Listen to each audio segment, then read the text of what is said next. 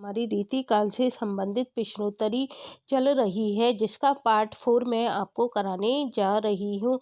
मैंने आपको 50 क्वेश्चंस पूरे करा दिए हैं। अब 51 क्वेश्चन से स्टार्ट करते हैं। इसमें केवल मैं आपको इम्पोर्टेंट क्वेश्चंस कराती हूँ, जो कि प्रीवियस ईयर क्वेश्चंस हैं, जो कि आ चुके हैं और आगे पेपर में आने की संभावना पूरी तरह से बनी हुई है। तो 51 क्वेश्चन हमारा देखो क्या है। निम्नलिखित में से किस ग्रंथ में सभी काव्य के अंगों का विवेचन, अर्थात हम क्या कह सकते हैं, सर्वांग विवेचन किया गया है। आपसे पूछा जा सकता है सर्वांग विवेचन वाले ग्रंथ कौन से हैं, इसके अलावा रस निरूपण ग्रंथ कौन से हैं, छंद निरूपण ग्रंथ कौन से हैं। इस तरह के क्वेश्चंस एग्जाम में आते हैं। तो सर्वांग निरूपण वाले जो ग्रंथ हैं और उनके कवियों के नाम भी पूछे जा सकते हैं। तो जिन्होंने सर्वांग विवेचन किया है वो कौन सा ग्रंथ है, तो रस विलास है, ललित ललाम है, शिवराज भूषण है या कवि कुल कल्प तरु है। तो वो ग्रंथ कौन सा है, कवि कुल कल्प तरु। और ये किसका है, चिंतामणि का है। एक तो हमारा कवि कुल कल्प तरु ग्रंथ है और एक हमारा कवि कुल कंठाभरण है, जो कि दूल्हे का है। कवि कुल कल्प तरु किसका है, चिंतामणि का है। एक और आता है काव्य कल्पतरु, इस तरह के नाम से भी एक ग्रंथ लिखा गया है रीतिकाल में। और ये ललित ललाम किसका है, मतीराम का है। शिवराज भूषण किसका है, शिवराज भूषण किसका है, भूषण का है। और ये क्या है, वीर युक्त काव्य है और ये ललित ललाम मतीराम ने लिखा है और ये अलंकार संबंधी ग्रंथ है और शिवराज भूषण में भी अलंकारों का वर्णन किया गया है। क्वेश्चन नंबर 52 है, निम्नलिखित में से कौन सा ग्रंथ मतीराम द्वारा नहीं रचा गया है। क्या पूछा गया है क्वेश्चन में कि कौन सा जो ग्रंथ है वो मतीराम द्वारा नहीं रचा गया है। नहीं कभी कभी हमको दिखाई नहीं देता है और कभी कभी हमको नहीं आता है और ऐसा लगता है कि नहीं दे रखा है, तो इसमें बहुत ज़्यादा कन्फ्यूजन रहता है। तो देखो, रसराज मतीराम ने लिखा था, लक्षण श्रृंगार मतीराम का है, साहित्यसार मतीराम का है, लेकिन जो रस रहस्य है वो मतीराम का नहीं है। ये रस रहस्य किसका है, ये कुलपति मिश्र की रचना है। रस रहस्य किसकी रचना है, कुलपति मिश्र की रचना है। क्वेश्चन नंबर 53 है, उनकी विरह ताप की अत्युक्तियों में दूर की सूझ और नाजुक ख्याली बहुत कुछ फारसी की शैली है। अब देखो, फारसी की शैली से ही हम पहचान जाएंगे ये बिहारी के बारे में कहा गया है।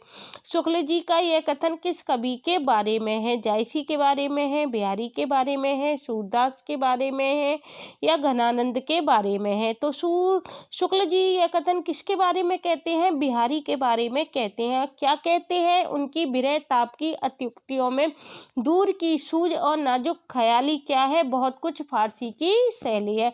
तो ये कथन शुक्ल जी बिहारी के बारे में कहते हैं। क्वेश्चन नंबर 54 है, जो कि स्थापना और तर्क से संबंधित है। देखो, स्थापना क्या है, उनके द्वारा बड़ा भारी कार्य यह हुआ कि रसों और अलंकारों के बहुत ही सरस और हृदय ग्राही उदाहरण अत्यंत प्रचुर परिणामों में उपस्थित हुए। तर्क क्या कह रहा है, क्योंकि इन रीति ग्रंथों के कर्ता क्या थे, भावुक थे, सहृदय थे और निर्गुण कवि थे, इसलिए उनके काव्य ग्रंथों में क्या आया, रसों और अलंकारों के बहुत ही सरस और हृदय ग्राही उदाहरण अत्यंत प्रचुर मात्रा में क्या हुए थे, उपस्थित हुए थे। तो ये दोनों ही क्या है, सही है, स्थापना भी सही है और तर्क दोनों ही सही है। क्वेश्चन नंबर 55 है, हिंदी रीति ग्रंथ की परंपरा चिंतामणि त्रिपाठी से चली। इस बात को कौन कहते हैं, शुक्ल जी कहते हैं। शुक्ल जी ने रीतिकाल का प्रवर्तक किसे माना है, चिंतामणि त्रिपाठी को, और नगेंद्र ने किसको माना है, केशवदास को माना है। तो हिंदी रीति ग्रंथों की परंपरा चिंतामणि त्रिपाठी से चली, अतः रीतिकाल का आरंभ उन्हीं में से मानना चाहिए। इस कथन के लेखक कौन है, रामचंद्र शुक्ल हैं, हजारी प्रसाद द्विवेदी हैं या विश्वनाथ प्रसाद मिश्र हैं। तो इसके कौन है, इसके हैं रामचंद्र शुक्ल हैं। क्वेश्चन नंबर 56 है, ऋतु वर्णन करने वाले कवियों में सर्वश्रेष्ठ कवि कौन कहे जाते हैं, सर्वश्रेष्ठ कहे जाते हैं, ये क्या है, कहे जाते हैं। या कहे गए हैं। तो कौन है ऋतुवर्धन में? सेनापति हैं, बनारसी दास है, या केशव दास है, या भूषण है। तो ऋतुवर्धन करने वाले कवियों में सर्वश्रेष्ठ कौन है? सेनापति। सेनापति का प्रिय अलंकार पूछा जाता है, कौन सा है? श्लेष अलंकार। कौन सा है? श्लेष अलंकार है। और ऋतुवर्धन करने वाले कवियों में सर्वश्रेष्ठ कौन कहे जाते हैं? सेनापति कहे जाते हैं। क्वेश्चन नंबर 57 है, रामचंद्र शुक्ल ने पद्माकर की भाव मूर्ति विधायिनी कल्पना की प्रशंसा क्यों की है? जो रामचंद्र शुक्ल हैं उन्होंने पद्माकर की भाव मूर्ति विधायिनी कल्पना है उसकी प्रशंसा क्यों की है?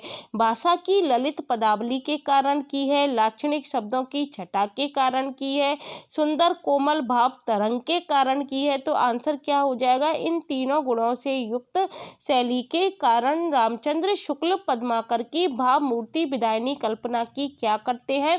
प्रशंसा करते हैं, क्योंकि भाषा की ललित पदावली है, लाक्षणिक शब्दों की छटा दिखाई देती है और सुंदर कोमल भाव तरंग उसमें दिखाई देते हैं। इसलिए शुक्ल जी कहते हैं कि पद्माकर की भाव मूर्ति विधायिनी कल्पना की शुक्ल जी क्या करते हैं? प्रशंसा करते हैं। क्वेश्चन नंबर 58 है, निम्नलिखित में से कौन सी रचना घनानंद की नहीं है? घनानंद की कौन सी रचना नहीं है?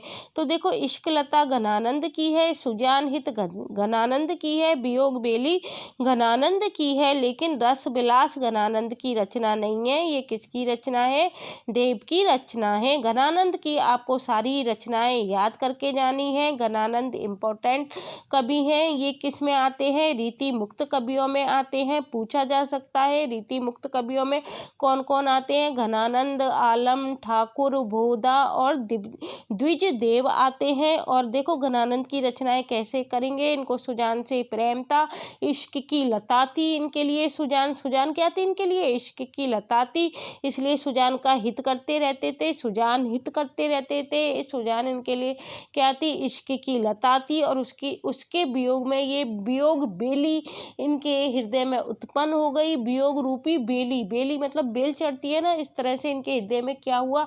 सुजान के प्रति वियोग बेली उत्पन्न हो गई। तो इस तरह से कोई भी ट्रिक आप अपने अनुसार बना सकते हो और इसको आसानी से याद कर सकते हो। क्वेश्चन नंबर 59 है, नीकी दई अनाकनी फीकी पड़ी गुआरी तज्यो मनो तारन बिरुदु बारक बारूनी तारू।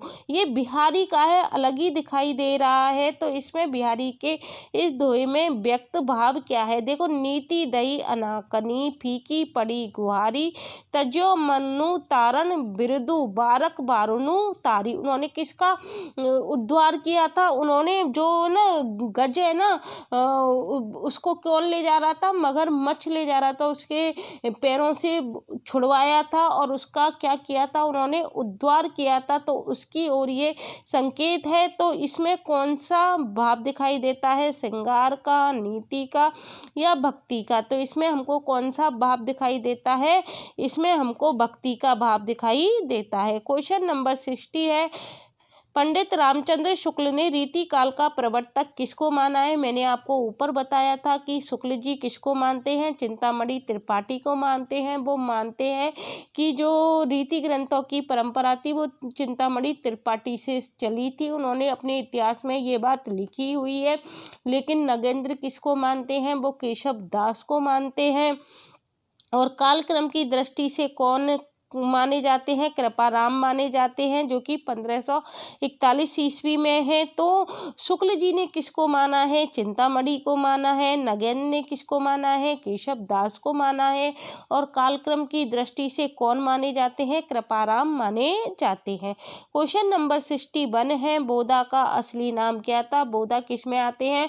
रीति मुक्त कवियों में आते हैं। इनका नाम बुद्धिराम था या बुद्धिसेन था? तो बोधा का असली नाम क्या था?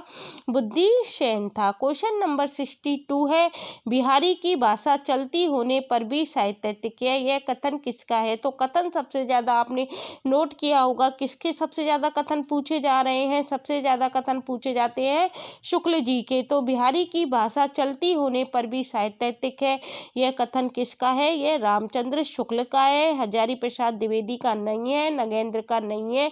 इस बात को कौन कहते हैं? शुक्ल जी कहते हैं। क्वेश्चन नंबर 63 है, श्रृंगार लतिका के रचयिता कौन है? श्रृंगार लतिका किसने लिखी थी? चिंतामणि ने लिखी थी, देव ने लिखी थी, रत्नाकर ने लिखी थी या द्विज देव ने लिखी थी? तो श्रृंगार लतिका किसने लिखी थी? द्विज देव ने लिखी थी। ये रीति मुक्त कवियों के अंतर्गत आते हैं। क्वेश्चन नंबर 64 है, युक्ति तरंगिणी के रचनाकार है। युक्ति तरंगिणी किसकी रचना है? केशव दास की है, चिंतामणि की है या कुलपति मिश्र की है? तो युक्ति तरंगिणी के रचनाकार कौन है? कुलपति मिश्र। ये जो कवि हैं ये सिलेबस में आरपीएससी फर्स्ट ग्रेड के सिलेबस में डायरेक्ट नहीं दे रखे, जो कवि दे रखे हैं उनमें से क्वेश्चन पूछे जाएंगे। लेकिन ये जो कुलपति मिश्र है, ये कुलपति मिश्र जैसे कई कवि ऐसे हैं जो इम्पोर्टेंट बन जाते हैं, उनके क्वेश्चन इनडायरेक्ट वे में पूछे जा सकते हैं, इसलिए इनको क्वेश्चनों को हमको करना चाहिए। क्वेश्चन नंबर 65 पे, यदि प्रबंध काव्य एक विस्तृत वनस्थली है तो मुक्तक एक चुना हुआ गुलदस्ता है। बिहारी के संबंध में उपर्युक्त कथन किस आलोचक का है? यदि प्रबंध काव्य एक विस्तृत वनस्थली है तो मुक्तक एक चुना हुआ गुलदस्ता है। बिहारी के संबंध में उपर्युक्त कथन किस आलोचक का है? रामचंद्र शुक्ल का है, हजारी प्रसाद द्विवेदी का है या नंददास का है? तो बिहारी के संबंध में उपर्युक्त कथन किसका है? ये रामचंद्र शुक्ल का है। रामचंद्र शुक्ल बिहारी के संबंध में ये बात क्यों कहते हैं? क्योंकि बिहारी ने अपनी बिहारी सतसई जो लिखी है वो दोहों में लिखी है, और दोहों में मतलब छोटे से दोहों में उन्होंने अपनी इतनी संपूर्ण बात कह दी है कि उसको देखकर शुक्ल जी को कहना पड़ा कि यदि प्रबंध काव्य एक विस्तृत वनस्थली है तो मुक्तक क्या है? एक चुना हुआ गुलदस्ता है। इस बात को कौन कहते हैं? रामचंद्र शुक्ल कहते हैं। आज मैंने आपको 65 क्वेश्चंस पूरे करा दिए हैं। आगे के क्वेश्चन कल की वीडियो में कराऊंगी। यदि आपको ये वीडियो अच्छी लगती हो तो इसे लाइक, शेयर और सब्सक्राइब कर देना। टोटल हम रीतिकाल से संबंधित 100 क्वेश्चन करेंगे। इससे भी ज़्यादा क्वेश्चन मैं आपको करा देती, लेकिन हमको फालतू क्वेश्चन नहीं करने हैं, हमको केवल इम्पोर्टेंट क्वेश्चंस पर फोकस करना है। जब ये रीतिकाल पूरा हो जाएगा तो हम आधुनिक काल की ओर अग्रसर होंगे। Thank you guys.